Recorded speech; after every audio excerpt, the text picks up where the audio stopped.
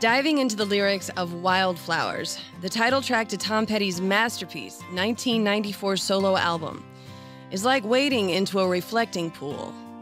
The song and the album was a conversation he had with himself, grappling with a momentous time in his life. When he wrote these songs, he was coming off of recording albums as a part of George Harrison's supergroup, the Traveling Wilburys.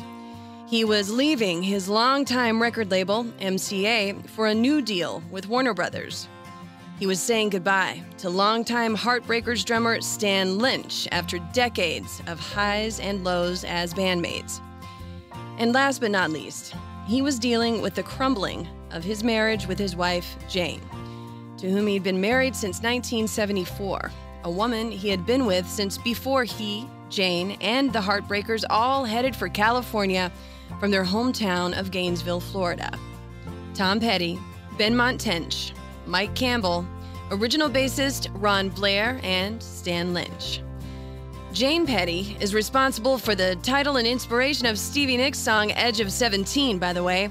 When Jane recounted to Stevie that she had met Tom at the age of 17, Stevie misheard her because of her Floridian accent to say Edge of 17, and wrote the song around what she misheard. There's so much history there. When I started to dive into the lyrics of Tom Petty's Wildflowers, I knew that it would be an emotional ride. This album came out in 1994, 2 years after my mother passed away. And maybe for you too, this body of work holds special meaning and came along at a time when you're having your own conversations with yourself about your station in life and what was next, and figuring out what was truly important and what was not. Standing at your own fork in the road, like Tom Petty was. By his own admission, this was the album that stayed with him and remained on his mind until his death in 2017.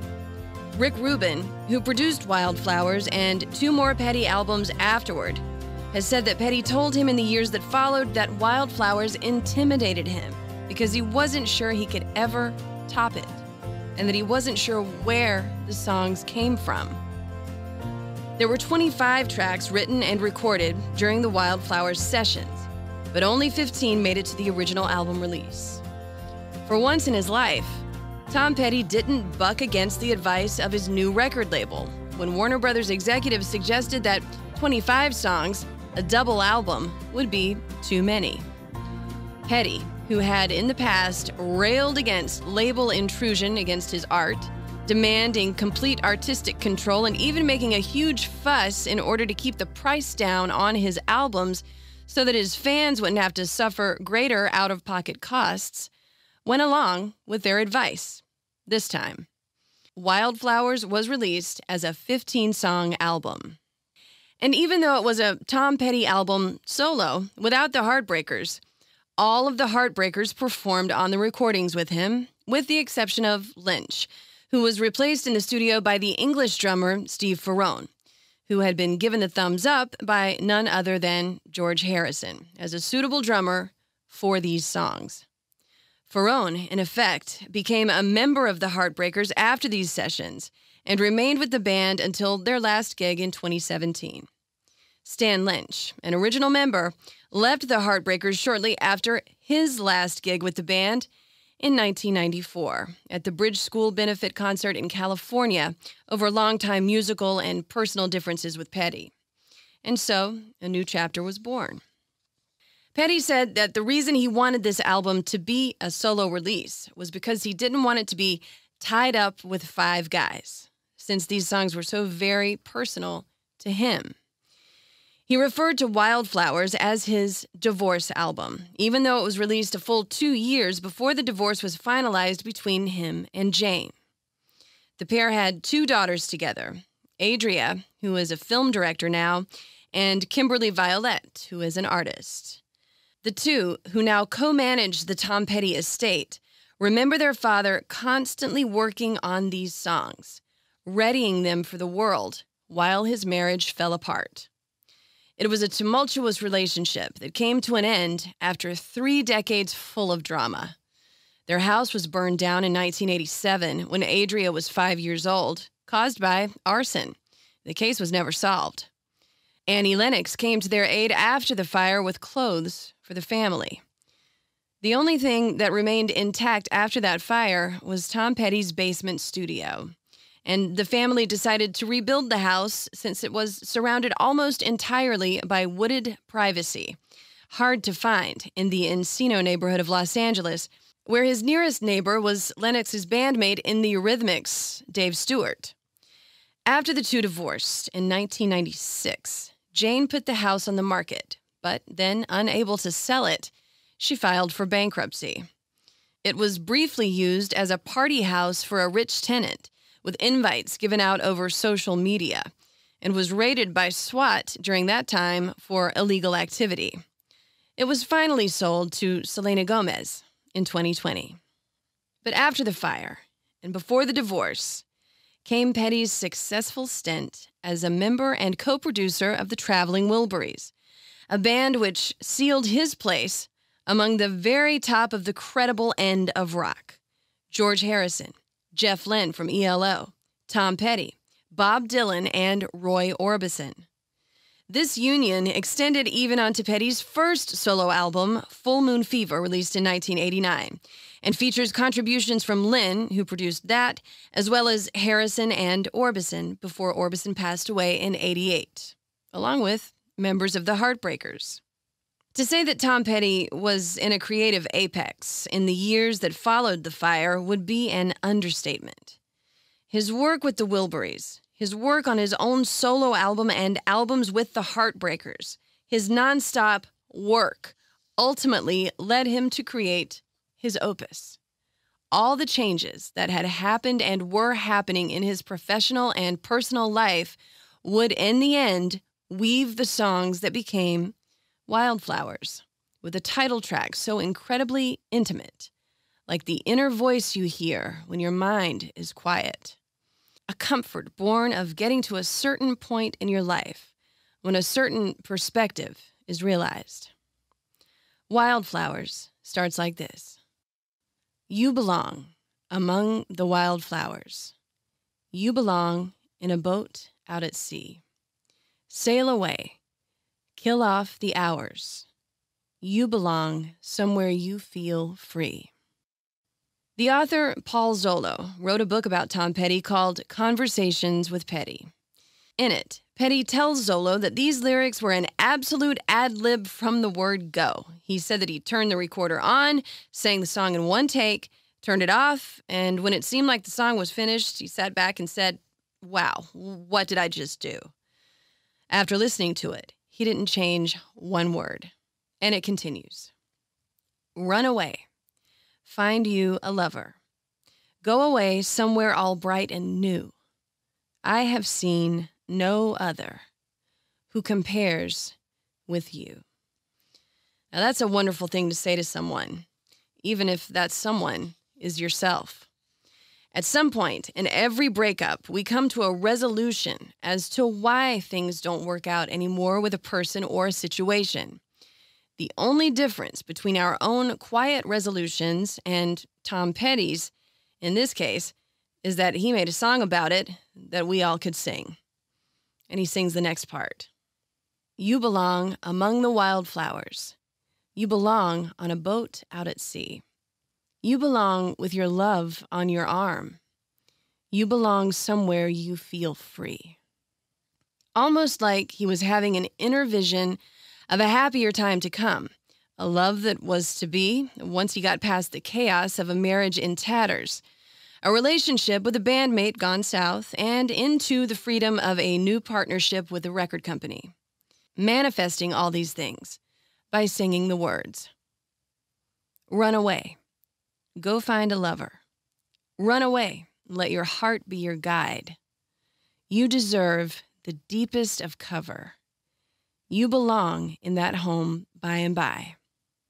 I wonder how many people have similarly listened to this song and envisioned life differently and easier a little bit down the road. How often do our own inner voices tear us down instead of build us up? As Petty sings elsewhere on the Wildflowers album, on the song Crawling Back to You, Most things I worry about never happen anyway. And those are words to live by. If only we can connect with that hopeful voice that we all have inside. And the song ends. You belong among the wildflowers. You belong somewhere close to me.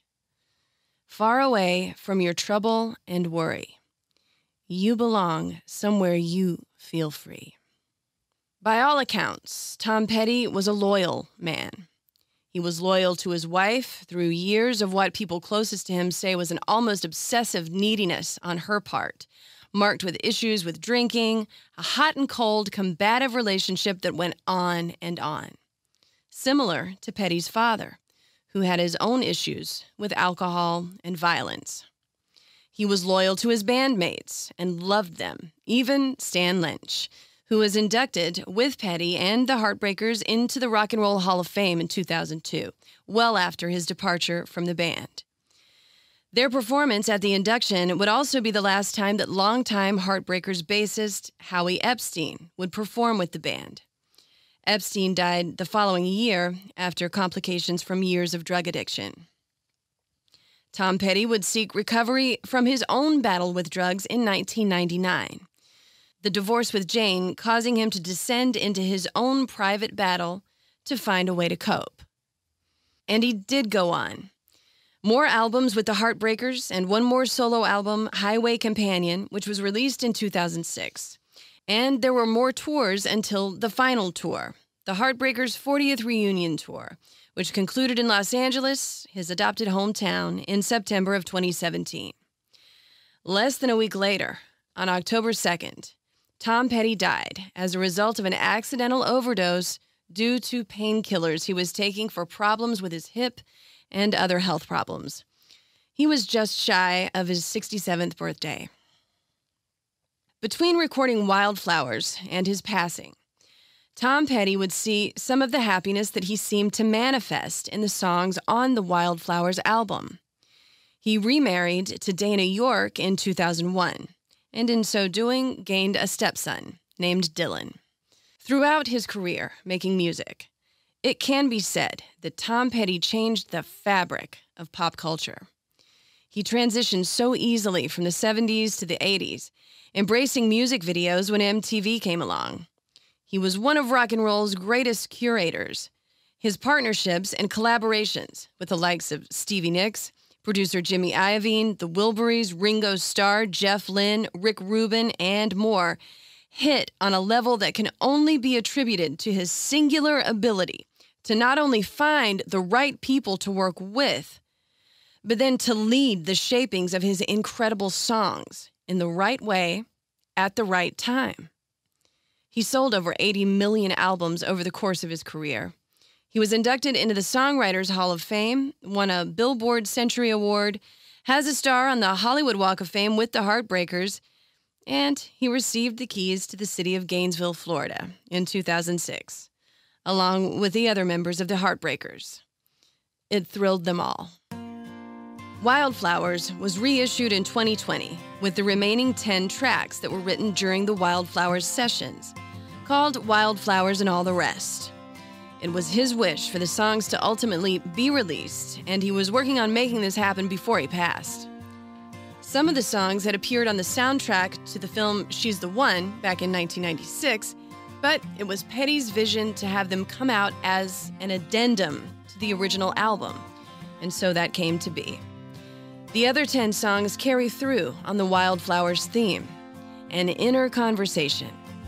A deluxe version of this contains even more songs, alternate takes and demos, pictures, artwork, a real die-hard fan's delight. Heartbreakers Mike Campbell and Benmont Tench played a large part in helping curate this collection and continue to work with the Petty family on maintaining Petty's legacy. The one time that Tom Petty agreed with a record label turned out to be the right decision, though.